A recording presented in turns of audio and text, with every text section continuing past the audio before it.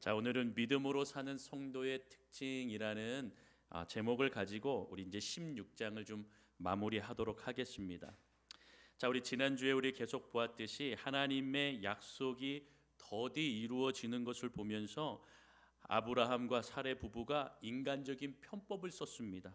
그것을 선택함으로 그들의 인생에 어두운 그늘이 드리워지게 되었던 것입니다. 결국에 여종 하갈은 그 아브라함의 자녀를 임신함에도 불구하고 그 임신한 것을 가지고서 주인이었던 사레를 멸시하고 괄시합니다. 이에 사레는 주인을 멸시하고 나아갔던 이 모습을 격분하여서 하갈을 학대하기까지 하는 것이죠. 결국 하갈은 사레를 피하여 광야로 도망치게 됩니다. 그리고 오늘 본문 7절의 말씀 속에서 그 광야의 길 가운데에 오아시스를 만납니다. 샘물을 만나게 됩니다. 술길 샘 곁에 거하게 되었다라고 하면서 그곳에서 하나님께서 하나님의 사자들을 만나게 하셨다 하는 것을 오늘 말씀을 통하여 우리가 볼 수가 있습니다. 하갈은 아브라함의 아이를 임신했음에도 불구하고 아브라함은 그녀를 버립니다. 자기는 어떻게 할 수 없는 그 여자들만의 그 싸움과 그 모습 가운데에 끼어들지 않습니다. 그러나 성경에서는 뭐라고 얘기합니까? 바로 영적인 권위, 가정의 영적인 권위를 일으켜 세워야 되는 이 아브라함은 자기의 권위에 힘쓰지 않았다 하는 것을 우리에게 보여주고 있는 것이죠. 결국에 하갈은 이 아브라함에게도 상처를 받습니다. 그리고 자신을 학대하는 여주인인 사레의 그 원통함과 분함의 마음도 사실 있었을 것입니다. 하갈은 이렇게 도망가는 것을 선택하게 되는 것입니다. 그러나 여러분, 도망하여 나왔지만 갈 곳이 없었습니다. 그래서 광야의 길로 들어섭니다. 그 길을 가다가 너무나 지쳐서 어렵고 힘든 길이었지만 다행히 오아시스를 만났습니다. 하나님의 사자는 그녀를 찾아옵니다. 여러분, 그렇습니다. 하나님께서는요, 학대받은 자의 처지를 알고 고아와 같은 버려진 인생 가운데에 찾아오시는 하나님이십니다. 그렇게 찾아오셔서 그를 위로하시고 격려하시고 또 하나님께서 자신의 자녀임을 깨닫고 알게 해주신다라고 하는 것입니다. 저와 여러분들의 인생 가운데에 저와 여러분들이 버려진 것 같고 힘든 인생의 길 가운데에 나 혼자 외로이 홀로이 이 길을 걷는 것 같지만 하나님께서 그 길을, 여러분들이 걷는 길을 지켜보고 계시다라는 겁니다. 그래서 그 길 가운데에 힘들고 외로워할 때 하나님께서 가까이 계심을 알게 하시고 깨닫게 해주셔서 그 길을 온전히 갈 수 있도록 인도해 주신다라는 것을 믿으시기를 바랍니다. 여러분, 그래서 우리는 버려진 인생이 아닙니다. 하나님께서 우리를 가만히 버려두시지 아니하는 것입니다. 그래서 여러분 8절에 하나님의 이 종들이 이 하갈에게 뭐라고 얘기합니까? 사레의 여종 하갈아, 이렇게 부르시는 것을 볼 수가 있습니다. 여러분, 그냥 하갈아 이렇게 얘기한 게 아니라 사레의 여종 하갈아 이렇게 부르셨습니다. 왜 그러셨습니까? 하갈의 정체성을 다시 상기시켜 주는 것입니다. 하갈은요, 어떠한 정체성을 갖고 있었습니까? 자기는 여종입니다. 애굽 사람이지만 애굽 속에서 애굽에 있을 때에 그 사레의 여종이 되는 그러한 모습으로 나아갔던 것입니다. 그러니까 자신의 정체성은 여종이라는 것입니다. 그래서 사레의 여종 하갈아라고 그렇게 하나님께서 부르신 것입니다. 하갈이 아브라함의 아이를 갖게 되었다고 주인을 멸시하는 잘못된 그 모습을 사실은 돌려서 하나님은 좀 타이르고 계시는 겁니다. 너 원래 여종 맞잖아. 너 여종이잖아. 너가 주인의 모습이 아니고 너는 분명히 여종이잖아 라고 하며 사레의 여종 하갈아 라고 그렇게 살짝 이렇게 타이르시면서 말씀하시는 겁니다. 그리고 네가 어디로 왔으며 어디로 가느냐라고 묻고 계시는 겁니다. 인생을 돌아보라는 하나님의 뜻입니다. 인생을 너가 잘 돌아보면서 너의 인생의 삶의 모습을 찬찬히 좀 생각해 보아라. 너가 광야의 길로 도망쳐 나왔지만 지금 이 오아시스를 만나고 여기서 좀 한숨을 돌리며 너가 살아온 인생과 너가 어떠한 존재인지를 좀 되돌아보아라 라고 그렇게 말씀하고 있는 것입니다. 여러분, 나는 내 여주인 사례를 피하여 도망하였습니다 라고 이 여인은 말하고 있지요. 분명한 것은 하나님께서 이 여인을 생각하고 계시다라는 겁니다. 이방 여인이고 또 이 여인이 주인의 학대를 피하여 도망쳐 나왔지만 이 여인이 어떠한 길을 가며 어떠한 모습으로 살아가는지를 주님께서는 지켜보고 계시다라는 겁니다. 그러면서 이 여인의 이 고백을 여러분 잘 들어보시기 바랍니다. 나는 내 여주인 사례를 피하여 도망하나이다 라고 고백하고 있지요. 여러분, 바로 사례의 학대가 가출의 원인이었다라고 말하고 있습니다. 내가 나온 것은, 내가 도망친 것은 나를 학대한 여주인 사례 때문입니다 라고 말하죠. 그런데 여러분 잘 생각해 보면, 잘 우리가 말씀을 보면 이 원인 제공자는 바로 하갈 자신입니다. 자신이 아브라함의 아이를 임신하게 되니 자기의 여주인인 그 사례를 멸시하고 괄시하였습니다. 아이를 갖게 되니 이것이 힘이 되었고 권력이 되었던 것입니다. 그래서 바로 자기의 주인을 괄시하고 멸시함이 결국에 학대의 원인 제공이 되었다라는 것입니다. 여러분, 그래서 하나님께서는 대책을 말씀하십니다. 그런데 그 대책이요, 이 하갈에게는 진짜 기가 막힐 그러한 이야기죠. 뭐라고 얘기하십니까? 너는 다시 사례에게로 돌아가라 라고 말하고 있습니다. 9절을 보시지요. 여호와의 사자가 그에게 이르되 내 여주인에게로 뭐 하라고요? 돌아가라. 그렇죠? 돌아가서 그 수하에 뭐 하라고요? 복종하라 라고 말하고 있습니다. 여러분, 얼마나 기가 막힙니까? 그거 싫어서, 그거 피해서 도망왔는데 다시 돌아가라니요, 거기에 다시 순종하라니요. 너무나 기가 막히고 코가 막힌 정말로 그러한 이야기입니다. 더 이상 도망갈 그런데 하나님께서는 이 권위에 순종하라는 것입니다.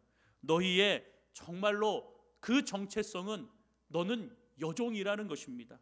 그래서 다시 돌아가라. 그러면 더 이상 도망갈 필요도 없고 또 그 세우신 권위에 너가 순종을 하면 새로운 축복의 약속이 너에게 임할 것이다 라고 하는 것을 말씀하고 있습니다.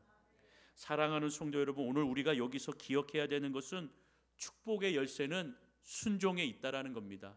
우리 다 같이 따라합니다. 축복의 열쇠는 순종에 있습니다. 한 번 더, 축복의 열쇠는 순종에 있습니다. 믿으십니까?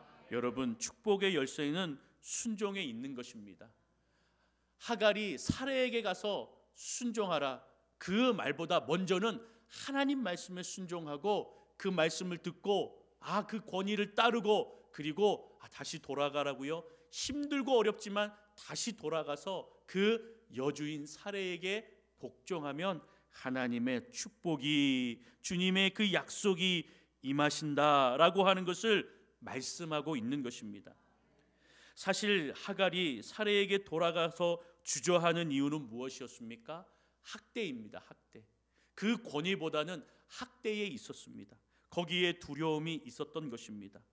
여러분, 그런데 잘 우리가 기억해야 되는 것은 상황이 좋아져서 순종하는 것이 아니라 순종하였더니 상황을 바꾸시는 주님이 계시다라는 것을 기억하는 저와 여러분이 되기를 소망합니다. 저와 여러분들이 어떤 두려움의 대상이 있습니다. 아니면 두려운 환경이 있습니다. 거기 안에서 무언가 하나님의 그 주신 권위를 순종한다라는 게 힘들고 어렵겠지요. 그러함에도 불구하고 하나님 그 말씀에 순종하면 하나님께서 그 상황을 바꿔 주신다라는 겁니다. 다윗이 그러하지 않았습니까? 사울 왕이 자신을 죽이는 그러한 상황 가운데서도 이 다윗은 사울의 생명을 함부로 하지 않았습니다. 그 권위를 인정하였습니다. 그런데 그 권위는 사울이 이뻐서, 사울이 왕이기 때문에가 아니라 이 권위를 주신 분이 누구라고요? 하나님임을 알고 고백하기 때문에 함부로 하지 않았다라는 겁니다. 그러니 하나님께서 그에게 이렇게 그 권위를 인정하고 거기에 순종하는 자에게 나라를 맡기는 놀라운 은혜를 허락해 주시는 것 아니겠습니까? 여러분의 인생 가운데에 여러분의 직장 상사, 여러분의 아버지 어머니, 여러분 가정 안에, 직장 안에 갈등이 많이 있죠. 학생들에게 학교에서 친구들과 선생님과 갈등이 많이 있죠. 그러나 여러분, 우리는 잘 기억해야 됩니다. 이 세상의 권위는 하나님이 주셨다라고 하는 것, 그리고 하나님께 그 우리가 순종함으로 나아가야 한다라고 하는 것을 기억해야 됩니다. 물론 예외적인 상황은 있습니다. 예외적인 상황 속에서 우리가 그것을 배제하고는 하나님께서 주신 그 권위에는 순종할 줄 아는 마음, 그 믿음이 우리에게 필요합니다. 그렇게 순종하면, 하나님께서 내리신 권위를 순종하고 나아간다면 하나님께서 그 상황을 바꿔주시고 또 저와 여러분들이 주님을 온전히 믿을 수 있는 상황으로 이끌어 주실 줄로 믿습니다. 혹 여러분 안에 가정 안에 문제가 있어서 부부가 서로 힘들고 갈등하여서 밖으로 돌아다니는 분이 계십니까? 부모 때문에 밖으로 돌아다니는 자녀가 있습니까? 반대로 자녀 때문에 밖으로 마음으로 상처 있고 아파서 힘들어하는 부모가 계십니까? 여러분, 주님의 말씀을 기억하며 집으로 돌아가야 합니다. 하나님 앞에 무릎을 꿇어야 됩니다. 그 말씀에 순종하는 저와 여러분이 되기를 소망합니다. 여러분, 깨어진 관계를 다시 돌아오게 하는 것은 순종에 있다라고 하는 것입니다. 하나님, 그 하나님을 믿고 순종하시면 학대와 실패의 장소가 바로 하나님의 은혜로 오아시스와 같은 놀라운 은혜가 터질 줄로 믿습니다. 그것을 기억하고 주님 앞에 나아가 하나님, 지금의 이 실패, 이것을 두려워하는 것이 아니라 순종함으로 미래의 주님께서 주실 그 약속과 미래에 주실 주님의 축복을 온전히 바라보는 인생이 되게 하여 주옵소서. 그 믿음을 가지고 우리가 이 인생을 살아가는 것입니다. 여러분, 그러함 가운데에 우리가 기억해야 되는 것은 하나님 앞에 인간적인 방법으로 편법을 사용하는 인생이 아니라 하나님의 은혜를 늘 구하는 인생이 되기를 소망합니다. 10절에 보면 비록 여러분 이 인간의 편법으로 인하여서 바로 하갈이 임신하였지만 하나님께서는 그 여종 하갈에게 축복을 주신다라고 하는 것을 볼 수가 있습니다. 10절에 여호와의 사자가 또 그에게 이르되 내가 내 씨를 크게 번성하여 그 수가 많아 셀 수 없게 하리라 라고 축복하고 있는 것을 볼 수가 있습니다.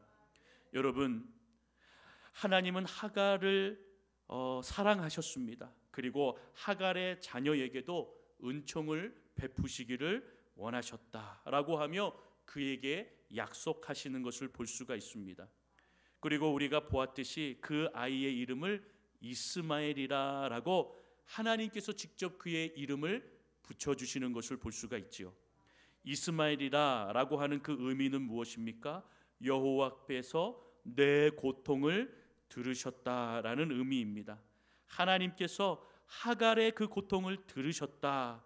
그리고 그의 자녀의 이름을 이스마엘이라 하고 바로 아브라함의 후손과 똑같은 축복은 아닐지라도 번성하는 축복을 허락해 주셨습니다.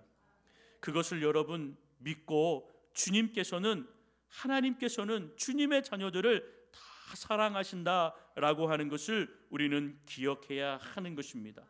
그러함으로 하나님의 말씀에 순종할 때에 그 주시는 은혜는 우리가 생각할 수 없는, 상상할 수도 없는 놀라운 은혜인 줄로 믿습니다. 여러분, 그런데 12절에 보니 이것은 축복이라기보다는 조금 좀 어두운 미래의 모습이라는 겁니다. 우리 12절을 같이 한번 좀 읽어봅니다. 12절 같이 읽겠습니다. 시작. 그가 사람 중에 들나귀 같이 되리니 그의 손이 모든 사람을 치겠고 모든 사람의 손이 그를 칠지며 그가 모든 형제와 대항해서 살리라 하니라. 아멘. 여러분, 사실 이 이스마엘의 후손은 아랍입니다. 우리가 지금 보고 있는 무슬림권의 그 나라가 바로 이스마엘의 후손들입니다. 그래서 역사적으로 보십시오. 이렇게 이스라엘과 이 무슬림 지역이 항상 대립합니다. 아랍권의 나라가 대립하고 있는 것을 볼 수가 있습니다. 들나귀 같이 되어서 너희 손이 모든 사람을 치고 모든 사람이 소리 또 그를 칠지며 형제와 대항하며 살아가는 인생이라는 것입니다. 하나님의 말씀처럼 우리가 지금 역사를 보면 얼마나 치고받고 또 전쟁 가운데에 그렇게 늘 긴장하고 싸우고 살아가는 것을 볼 수가 있습니까? 여러분, 그런데 그 중에서도 그러한 가운데서도 그러한 전쟁과 같은 그러한 어두운 미래이지만 그 안에서도 이 이스마엘의 민족이 어떻게 해요? 번성하는 은혜를 주시겠다라고 하는 것이 하나님의 은혜고 약속이었다라는 것입니다. 여러분, 이렇게 전쟁과 투쟁에 얼룩진 인생이지만 하나님께서는 그 인생도 사랑하신다라는 겁니다. 그래서 하나님께서는요, 이스라엘도 사랑하시고 아랍권도 사랑하시고 우리 남과 북도 사랑하시고 아시아권 동서양 모든 것 할 수 없이 다 사랑하시는 겁니다. 분쟁의 지역도 갈등의 지역도 인간의 권력과 욕심 속에서도 하나님께서는 여전히 사랑의 빛을 비춰주시는 겁니다. 다만 인간이 눈이 어두워서 믿음으로 보지 못하여서 자기의 욕심과 제약으로 하나님의 그 사랑의 빛을 보지 못하는 것이지만 하나님께서는 여전히 주님의 손길을 통하여 하나님의 일꾼들을 통하여 선지자들을 통하여서 아버지 하나님의 백성들을 통하여서 하나님의 사랑이 하나님의 은혜가 여기저기에 임하도록 하나님께서 빛과 소금을 계속 비춰주시고 계시다라는 것입니다.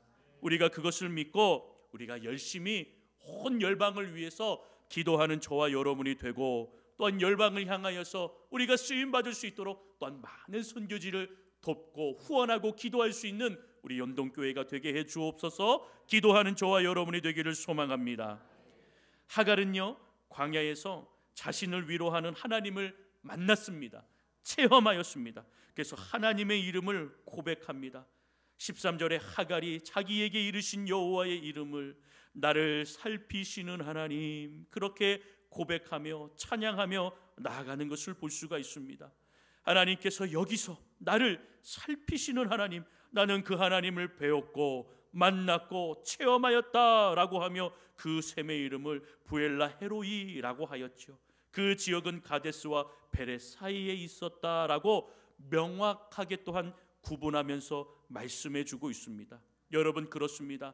하나님이 만나주신 자리, 하나님, 내가 실패의 자리 같지만 하나님이 만나 주님께서 인도하셨던 그 자리를 분명하게 하나님께서는 성경을 통하여 기록하시고 말씀하시고 이야기해 주신다라는 겁니다.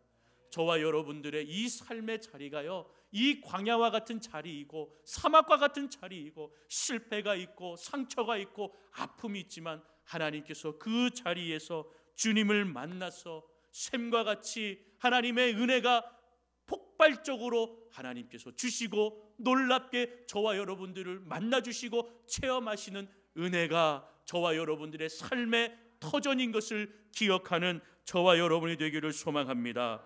또한 올 한 해도 하나님의 이름을 늘 고백하면서 주님이 나를 찾아와 주시고 우리 인생 가운데, 나의 인생 가운데에, 우리 교회 가운데에 하나님을 만났고 체험하였고 그 은혜에 늘 감사하는 인생이 되는 저와 여러분이 되기를 주님의 이름으로 축원합니다. 축원합니다. 결국 여러분, 모든 것이 원위치로 돌아왔습니다. 하갈도 다시 자기의 주인의 집으로 돌아갔습니다. 그리고 그 안에 나아갔습니다. 그 이후에 여러 이야기가 없습니다. 특별한 이야기는 무엇입니까? 하갈이 아브라함의 아들을 낳아서 그의 아들의 이름을 이스마엘이라 하였다라는 이 결론적인 이야기를 이야기하면서 모든 것이 다시 원 상태로 돌아왔다라고 하는 것을 대신해 주고 있는 것입니다. 여러분, 성경에 자세한 설명은 없지만 사례는 하갈을 더 이상 학대하지 않은 것 같지요. 하갈도 예전에 그 잘못된 모습을 뉘우치고 겸손한 모습으로 주인을 섬겨 나간 것이죠. 그래서 무사하게 아이를 낳고 하나님의 약속과 축복과 은혜 가운데에 설 수 있는 인생이 되었다라고 하는 것입니다. 여러분, 이 16장을 다시 한번 좀 정리해 보겠습니다. 세 인물을 통하여 정리합니다. 첫 번째 인물 사례를 통하여서 조급함을 이기지 못한, 그리고 인간의 편법을 썼던 이 사례, 그리고 하갈은 어떠한 여인이었습니까? 아브라함의 아이를 가졌지만 자신의 주인이 여주인인 사례를 멸시하고, 그리고 그 이후에 학대를 받아 광야로 도망치는 인물이었습니다. 그리고 아브라함은 어떻게 하였습니까? 가정의 영적 리더임에도 불구하고 이 권위를 온전하게 순종함으로 하나님 앞에 자기의 여인들을 다스려야 되는데 그러하지 못하였고, 어떻게 하였습니까? 이 권위를 그냥 손을 놓아버렸습니다. 그러하면서 자기의 권위를 포기하였더니 가정이 어떻게 되었습니까? 분란이 일어났습니다. 질서가 어지럽게 되었습니다. 여인들끼리 막 싸우게 되었죠. 하갈이 이렇게 광야로 도망하게 되었고, 여러분, 또 하갈이 도망가였다고 해서 그 집안이 평안하였겠습니까? 계속적으로 어려움이 있었겠지요. 여러분, 이러한 모습을 통하여 우리가 배울 수 있는 것, 오늘 이 16장을 통하여, 오늘 말씀을 통하여 우리가 네 가지로 좀 정리하면 좋겠습니다. 첫 번째는 믿음의 사람은 힘든 상황에서도 끝까지 하나님의 약속을 붙들며 기다려야 한다라는 것입니다. 인간은 어리석기 때문에 기다리지 못합니다. 조급함이 있습니다. 그러나 하나님의 뜻을 기다리는 자에게 하나님께서 놀라운 축복과 약속을 가지시고 또 기다리는 자에게 그것을 부어주신다라고 하는 것입니다. 두 번째 약속은 무엇입니까? 믿음의 사람은요, 하나님이 주시는 약속을 그 이루는 과정 속에서, 모든 과정 속에 하나님의 영광을 생각하는 자라는 것입니다. 저와 여러분들이 이 세상을 살아가 믿음의 사람으로서 매일매일 삶의 과정 속에 하나님의 영광을 생각하며 나아가시기를 바랍니다. 그래서 인간의 편법을 쓸까라고 하는 유혹이 오지만 거기에 우리의 마음이 흔들리지 아니하고 주님의 말씀을 온전히 구하며 또한 거기에 순종하는 인생이 되기를 소망합니다. 세 번째로, 하나님의 사람은 항상 말씀에 순종하는 자라는 것입니다. 상황과 사람들의 눈치를 보는 것이 아니라 하나님의 음성을 듣고 그 음성을 놓치지 아니하며 불순종의 길을 걷는 것이 아니라 순종의 길을 걸어가는 저와 여러분이 되기를 주님의 이름으로 소망합니다. 마지막 네 번째로, 믿음의 사람은 하나님의 기쁨과 평강이 충만합니다 라고 하는 것입니다. 믿음의 삶은요, 세상이 줄 수 없는 기쁨과 충만한 평강이 있다는 것입니다. 하나님께서 그것을 약속하셨고, 오늘 이 한 해, 이 하루, 이 한 주, 이 한 달, 그리고 2024년을 주님 앞에 믿음의 사람으로 살 수 있다면, 그렇게 살아간다면 하나님께서 이 모든 즐거움, 기쁨, 하나님 안에서 살아가는 그 기쁨이 샘솟을 수 있도록, 정말로 용이 솟아나도록 주님께서 은혜를 주시고 축복을 주시고 인도해 주실 줄로 믿습니다. 그 믿음으로 주님 앞에 서는 저와 여러분이 되시기를 주님의 이름으로 축원합니다. 축원합니다.